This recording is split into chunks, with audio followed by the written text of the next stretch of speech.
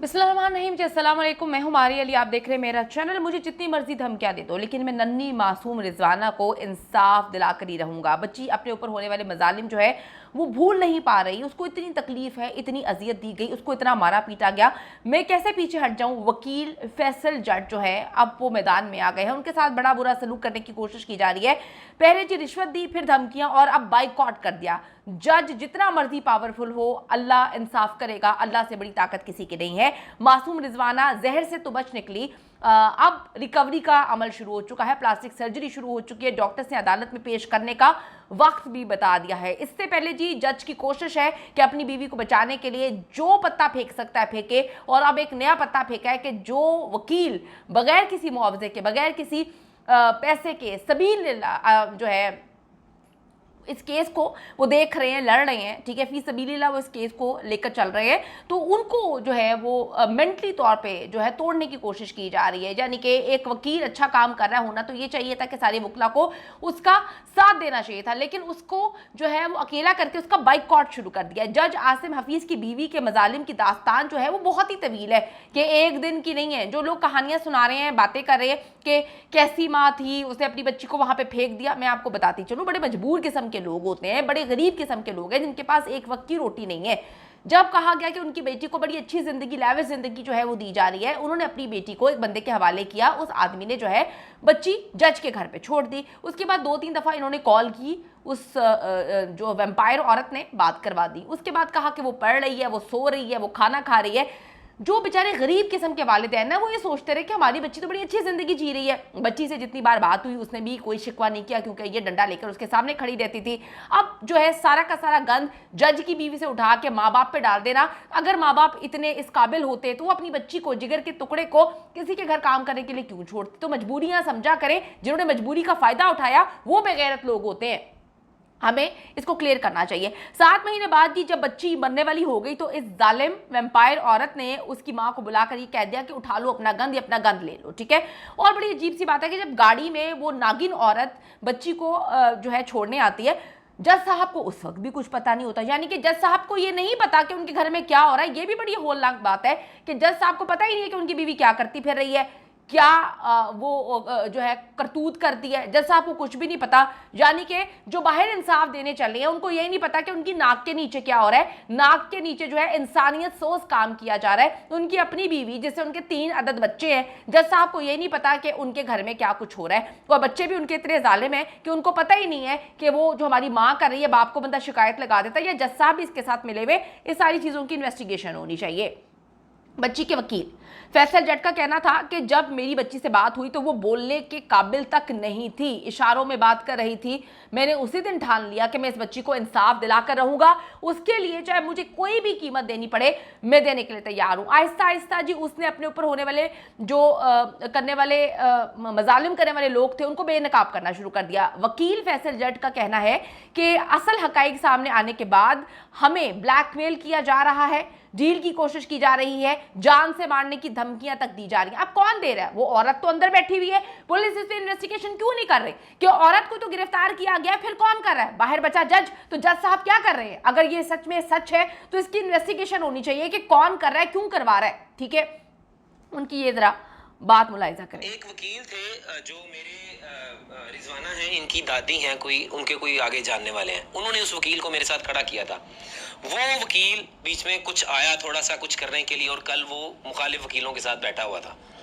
तो फिर ये पता चला इनकी दादी के बकौल बच्ची की कि वो उनके साथ मिलके कोई डील शील करने के चक्कर में था। तो उनकी दादी ने मुझ पर रिलाई किया और उन्होंने कहा नहीं फैसल, आप में हमारे वकील हैं और आप ही ने करना है। तो फिर हमला कहीं से भी हो सकता है, अपनों से भी होता है, अपनों के जरिए होता है, लेकिन कोई डील नहीं। हाँ, धमकियों के थ्रेट्स हैं, जान से मारने के थ्रेट्स हैं, केस छोड़ने के थ्रेट्स हैं, इस्लामाबाद एंटर होने के थ्रेट्स हैं, लेकिन अल्हम्दुलिल्लाह फैसल जट आखिरी दिन तक इस केस के पीछे जाएगा, चाहे जान भी चली जाए, नो प्रॉब्लम। फैसल जट साहब, हम आपको एज अ पाकिस्तानी सैल्यूट पेश करते हैं। पाकिस्तानी आपसे बहुत मोहब्बत करते हैं। अगर आप जैसे 2-4 वकील आ जाएं, यकीन करें कि इंसाफ के तकाजे पूरे होना शुरू हो जाएं। और जज साहब जैसे ये जज हैं जिनको ये नहीं पता कि इनकी नाक के नीचे क्या हो रहा है, इनकी आंखों के सामने हो रहा था या पीछे हो रहा था, इनको कुछ भी नहीं पता। अगर 2-4 ऐसे जज आ जाएं तो अल्लाह ही हाफिज है इस मुल्क का। अब आप देखिए कि किस तरह से फैसल जज साहब को जो है वो धमकियां दे रहे हैं, आप इस्लामाबाद एंटर नहीं होंगे, आप ये नहीं होंगे। इस वक्त जी बहुत सारे मेरे पास मैसेजेस आए हैं जो जट बरादरी है, वो कहते हैं कि जी जट साहब ने जट बरादरी का नाम जो है रोशन कर दिया। मैं ये कहूंगी कि जट साहब ने जो है पाकिस्तान का नाम रोशन कर दिया। जो एक लड़की इस वक्त तकलीफ में है, होना तो यही चाहिए था कि गवर्नमेंट को सामने आकर जो है वो इनको सपोर्ट करना चाहिए था, इनकी सिक्योरिटी का इनका ख्याल रखना चाहिए था। लेकिन वजीर आजम साहब जो चले गए, वो लोगों को, औरतों को स्कैन करने से आंखों से उनको फुर्सत मिले तो वो किसी और पर जो मजालिम ढाए जा रहे हैं उसके लिए कोई काम भी करके चले जाते। खैर अब वो चले गए हैं। अच्छा जी, फैसल जज जो है वो अदालत में मासूम रिजवाना का केस एक इबादत समझ के इस वक्त लड़ रहे हैं और उनका कहना है कि जी ज़मानत के केस सुनने वाली जज साहिबा भी ईमानदारी के साथ जो है वो फैसला कर रही हैं। ठीक है, उन्होंने एक और बात बोली। मैंने कुरान पाक की आयत है सूरह अल माइदा की आयत नंबर 8 है, मैंने उसका तर्जमा कोर्ट में मैंने इजाजत मांगी और मैंने पढ़ा कि जनाब इंसाफ करना चाहिए और इंसाफ करना ही तकवे की मिसाल है। फिर जज साहबा भी खुश हुई, उन्होंने जब ये आयत सुनी और उन्होंने देखा तो फिर जज साहबा ने मेरी आयत सुनाने से पहले उनको ये कह दिया कि मैं इंसाफ करूंगी, मुझे कोई ये ना बताए कि कौन है। तो जज साहबा के ये वर्ड्स थे सोमिया के लिए कि मैं किसी सिविल जज की बीवी को नहीं सुन रही, मैं एक मुलजिमा का केस सुन रही हूँ। अब आप देखें कि जज साहब को भी साहिबा को भी वकीलों की जानिब से ये कहानी सुनाई गई कि देखें वो एक जज की बीवी है। भाई जज की बीवी है तो क्या करेगी, सबको मार देगी, सब पर जो है जुल्मो सितम करेगी। जज की बीवी है तो क्या जज इंसान नहीं होते? अगर इस वक्त वो समझती है कि वो जज की बीवी है तो वो जज की बीवी नहीं है, इस वक्त वो एक मुलजिमा है जिस पर एक केस चल रहा है। तो मैं आपको फिर बताती चलूँ कि हो सकता है आगे चल के out of the court settlement की जो कोशिशें कर रहे हैं, दबाव डाल रहे हैं, अगर इनको सपोर्ट अच्छे से ना किया गया तो ये केस बंद भी हो जाए। लेकिन ये बात हमें समझनी चाहिए कि हमारे ऊपर जो लोग हैं वो किस तरह के लोग हैं। इस वक्त रिज़ाना की हालत बहुत बेहतर है, लेकिन इसमें तकरीबन 1 महीना लग जाएगा कि बच्ची इंशाल्लाह ताला जो है वो वहाँ पे जाकर बयान दे, अपने ऊपर होने वाले मजालिम की दास्तान वो खुद सुना सके।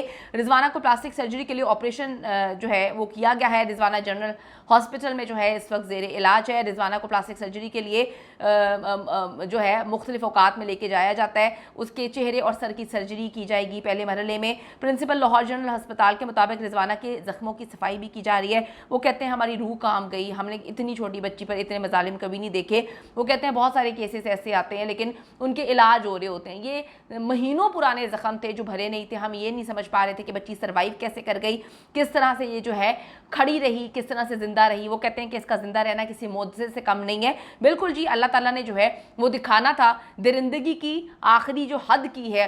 3 बच्चे अपने पैदा करने वाली औरत एक मासूम लड़की के साथ जो है वो इतनी तकलीफ दे सिचुएशन पैदा कर रही है, उसके लिए उसको इतना मार रही है, पीट रही है। मुझे सबसे ज़्यादा तकलीफ तब हुई कि बच्चों को कहती थी कि इसके सर पे फुटबॉल मारो, फिर बच्चे जो है उसको मारते थे, पीटते थे, पिज़्ज़ा मंगाकर और उसके सामने बैठ के खाते थे। वो ज़ख्मों से तड़प रही होती थी, रो रही होती थी, उसको ना दवाई दी जाती थी ना उसको खाना दिया जाता था। मैं कहती हूँ कि अगर इस मुल्क में ऐसे दरिंदा सिर्फ लोगों को जो है वो कैफरे की राह तक नहीं पहुँचाया जाएगा तो यकीन करें फिर इंसाफ का कोई तकाजा पूरा नहीं हो सकता।